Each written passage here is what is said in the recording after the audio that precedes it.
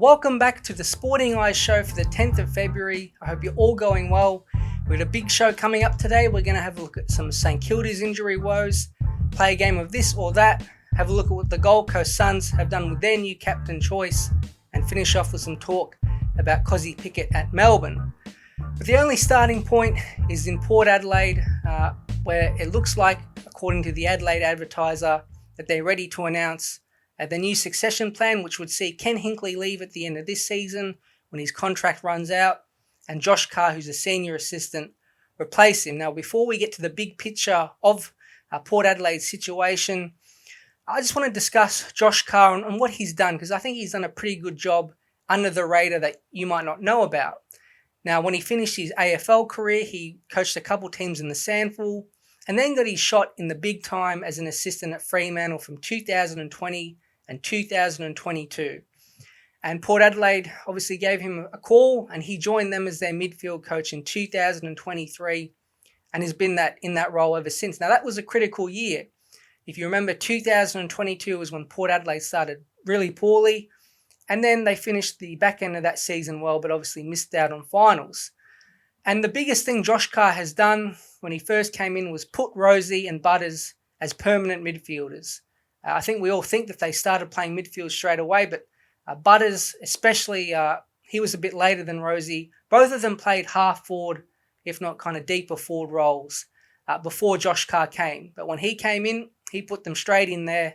And obviously Port Adelaide have had one of the better midfields since, when you throw in the addition of Jason Horne-Francis. But from the outside looking in, I think Josh Carr, ever since he's come in, has been the actual coach of Port Adelaide. I'm talking from a tactical sense, moving the magnets, making in-game decisions. Because Ken Hinkley for a while now has been on the bench, and I think he's more of a man manager. I think he's the one who can motivate the players. And I think that the players want to play for Ken, but behind the scenes, a lot of the tactical stuff, especially with that midfield, which is arguably the most important part of the ground, is done by Josh Carr. And I think that's probably the one weakness Josh Carr, been rumoured for a little while that his man manager skills and motivation is perhaps not at the level of Hinkley. You can criticise Hinkley for not winning preliminary finals or some big games, but whenever he's on the chopping block and it looks like he's going to get sacked, what do we see? An emotional performance from his team. And that's what Ken Hinkley's done, while Josh Carr in the background has been doing the tactical stuff. So what does this mean for Port Adelaide going forward? Well, I think Ken Hinkley has done a great job, and I think the fans in the big picture understand that. He came when the club was really struggling, turned them around straight away, made a preliminary final very early, and have made multiple since then. They were a bit unlucky in 2020. They lost to Richmond in the prelim final. It was the closest they got to a grand final. So it just hasn't happened for Ken, but I still think he's done a pretty good job from when he got there and what the situation was at the club. Now, will a lot change in 2026 when Josh Carr is expected to take over the role? Well, I'm not sure, because I have the belief that he is the actual tactical coach of the team. So it's not like a Longmire and Dean Cox one, where Dean Cox has just come in and said, I'm going to change some things up, try some new positional moves. I'm not sure we'll see that with Josh Carr, because I think he's already doing that and has done that for the past couple years. So I'm not sure. We haven't heard too much about Josh Carr, but I think tactically he's got a pretty good understanding of the game. I mean, putting Rosie and Butters on ball has changed Port Adelaide's fortunes, really. But just the manager side of it, motivation, I think that's probably the big question mark, and that's why he hasn't taken over as coach of an AFL team quite yet. But there are some problems at this next club at St Kilda. Now, there were 3 big injuries. Obviously, Max King with a possible ACL, Mason Wood with his quad, and Jack Sinclair with a hamstring. Now, it's just come out that all of them have been quote-unquote cleared, that nothing too serious, but they're not out of the water yet. Obviously, Sinclair's got a hamstring. They haven't announced it, so I'm guessing it's maybe a lower end one. And Wood's got a quad, and again, I'm guessing it's a lower end one. So if they miss Wood, who's one of the better wingmen in the competition, and Sinclair, who's going to be really important out of defence or in the midfield, because they're already depleted on ball with Philippou out and Paddy Dow and others, that's a killer blow, for the first month if he's missing a couple of those games.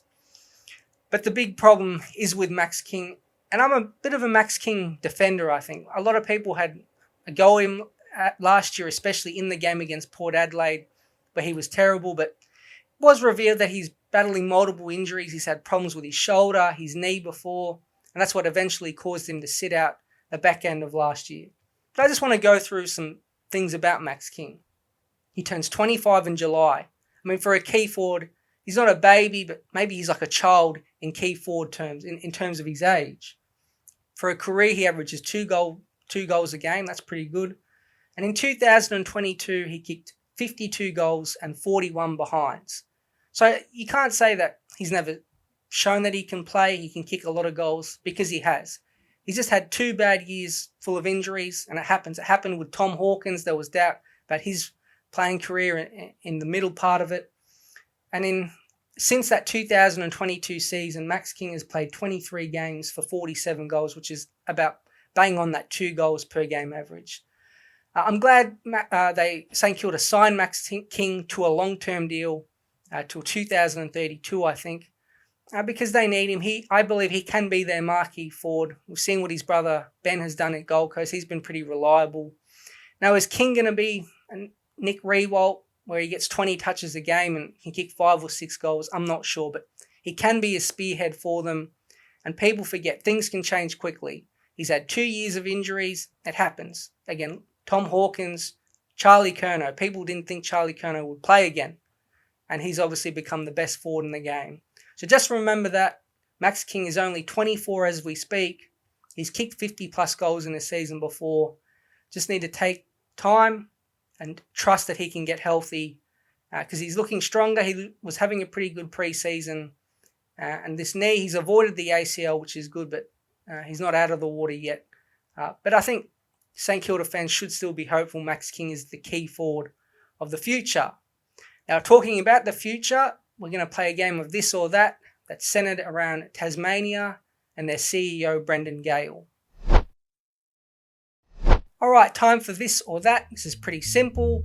I have a prompt, 2 options. I have to pick one of them and explain why. And the first couple are going to be about Tasmania. If you don't know, Brendan Gale did one of his first major interviews as CEO to AFL.com and went through a couple dot points, which we'll get to. But the first prompt, should Tasmania have more or less concession in terms of draft picks compared to GWS or Gold Coast? I think they should have about the same amount of picks in terms of top 10 selections, first rounders, about 4 or 5 in the first 10 for 2 or 3 drafts. But a couple differences. I think they should have every Tasmanian go to the club, either as a special under 17 draft, which I think they did for GWS and they might have done for Gold Coast. But the big difference is I would give Tasmania a few 2nd or 3rd round picks that you have to trade out to get some experienced players in. And you could even do that for some of those first round or top 10 selections. Give them picks, but the catch is they have to use them to try and get some players in, because I want Tasmania to be competitive straight away. And I think the AFL does as well. The next one, should Tasmania hire an established senior coach or look to a brand new one? I like the GWS model for this. I think you get the experienced guy up there for the first 2 or 3 years and have a younger assistant below him. GWS did it with Leon Cameron, who took over from Kevin Sheedy. And I think for Tassie, you could possibly get Chris Fagan down there. I'm not sure he'll be in the mindset for it. He'll be, I think, 66 or 67, which isn't a big problem. But I think he'll be a bit tired after his contract with Brisbane runs up, if he even wants to leave or retire. I still like Nathan Buckley a lot, or John Longmire, and then you bring up Scott Pendlebury or someone of that ilk as the assistant beside them. I think that's the approach to go, but we'll see what they'll do in the future. Moving away from Tasmania, there was a report that Harley Reid and a few of the others drafted in his draft, like Riley Sanders, Nick Watson, could be getting the biggest deals we've seen. And John Ralph said that there are clubs that are willing to offer Harley Reid $20 million over 10 years, which equals obviously $2 million a season.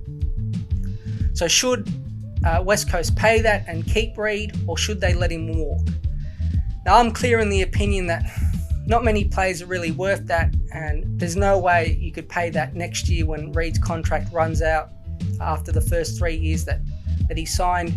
You can't pay him $20 million over 10 years. It's crazy on a few fronts. And I'm a fan of the long-term contracts. I think they can work out for list management, but Harley Reid's proven nothing because he hasn't obviously played enough games. And there's some questions about his professionalism, which again, that's okay for a young player. But you can't commit that much to the cap. It's just ridiculous. I will definitely be letting him walk either to an Essendon, St Kilda or Collingwood or whoever if he does decide to head back to Victoria. Paying that amount of money for a person who's proved nothing on the field, that's pretty risky. And I know Reid's sensational, highlight plays, can win games, but I don't think West Coast could plunge all that money. There's no way I'd be doing it. And the last one, been a little bit of talk about Tom McCartan, who's the fullback for Sydney, that Dean Cox is going to use him as a forward. So where should he play? Should he be a defender or should he be a forward?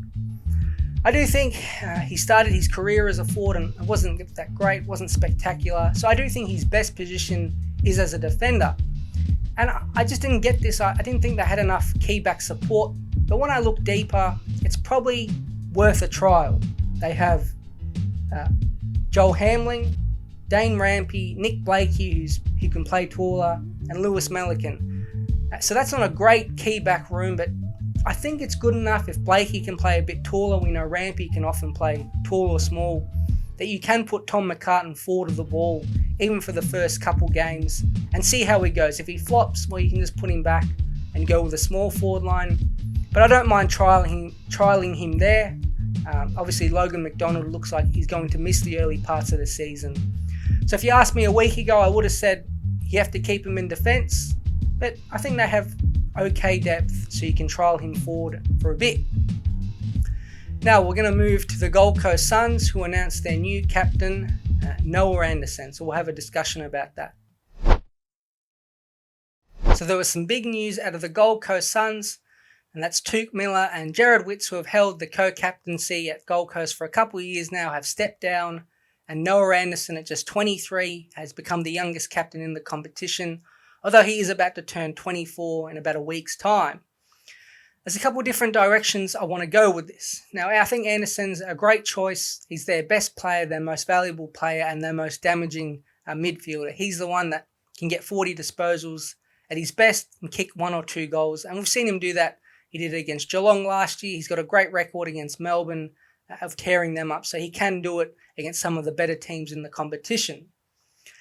But I do think overall people are overrating the Gold Coast Suns again. A lot of talk about they have to make finals, have to win more road games, and have to perform better when it matters most. And this is why I get with Anderson, Rao, Sam Flanders, Touk Miller and Jared Witts. They all put up big numbers, can get a lot of the ball, have their games where they dominate, but they still on the road especially have really struggled. It's a bit of a theory I've got called they're already there theory. You know, if Matt Rowe's as good as he is, and Noah Anderson and Sam Flanders, well, they're already there for the Gold Coast Suns and have been for 2 or 3 seasons now playing together.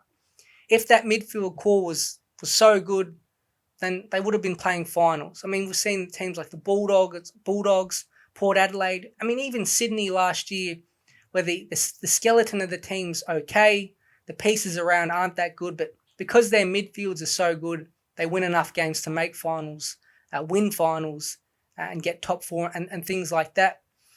And I think the Gold Coast has they got Sam Collins, Ben King, nice young pieces in each of the flanks and on the wings, but I'm not sure their midfield's as good as advertised, as good as the numbers show that they are. I mean, Rao and Anderson are top 15, top 10 players basically every year. They have been for the past couple years.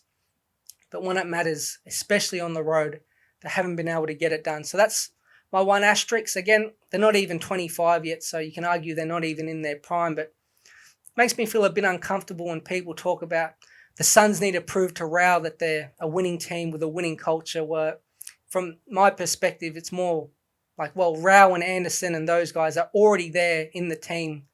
So maybe they need to take some responsibility for the Suns not making finals. Now, a team that didn't make finals was Melbourne. I'll probably talk about them as a whole in the next edition of this, but I wanted to focus on Pickett because it was leaked about a week ago in the Herald Sun that he had been texting Fremantle players saying he's going to be playing for them in 2026. Now, do I think Pickett will request a trade at the end of this year? I think he will, because it seemed like he was almost going to at the end of last season's meeting with Simon Goodwin. He said that he was feeling homesick, but he did not put in a formal trade request. But I do think that's coming. He'll fit great at Fremantle. Him and Shai Bolton together would be, and Frederick for that fact. That's pace, that's burst. You can only probably stop one or two of those guys. There's not a lot of teams that have specialist small forward, medium forward defenders. So if they can get him, wow, that's a huge get for Fremantle. But Pickett himself has kind of stalled in his career. He's been a bit of a strange player. In his second season, he played 25 games, kicked 40 goals, but his returns since have been a little strange. He's kicked 41 goals, 37 goals, and then 36 goals last year. So he's been super consistent, 35 to 42 goals for a career for a small forward who's only 23 is spectacular. That's great production. But the highlight plays, the match-winning stuff, you probably haven't seen as much of it as we first thought. Now, Simon Goodwin spoke to the Herald Sun yesterday. He was talking about how they're looking to give him more midfield time. He's fit again. He's strong.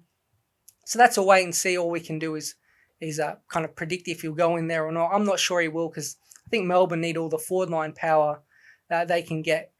But I do expect Pickett to request a trade to Fremantle. So his performance this year will be interesting. If he can kick maybe 45 plus goals, be all Australian, I think Melbourne will get maybe a couple first round picks and a potential deal.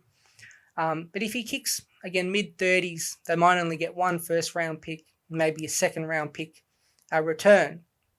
And the other catch with it is he's contracted till 2027. Obviously, they let Neil Bullen go last off-season trade period where he was contracted. So that's why I'm predicting if he does request a trade, they'll let him go. They're talking tough right now. Simon Goodwin said they're not looking to trade him because he's contracted till 2027. But we know how the AFL industry works. The managers have a lot of control, and normally if a player wants to go, they're free to leave, which I'm just going to predict will most likely happen if Keziah Pickett wants to go. And when you see things like he's texting Fremantle players saying he's going to be playing for them next year and already has told Melbourne throughout his time that he's homesick from WA, it's not great signs, but he does seem invested. He's probably the fittest, strongest he's ever been. And I do expect him to have a bit better year than he has in the past couple where he's kind of stalled in performance. Thanks for listening to the Sporting Eyes show for the 10th of February. Have a great Monday, and I'll be back on Thursday.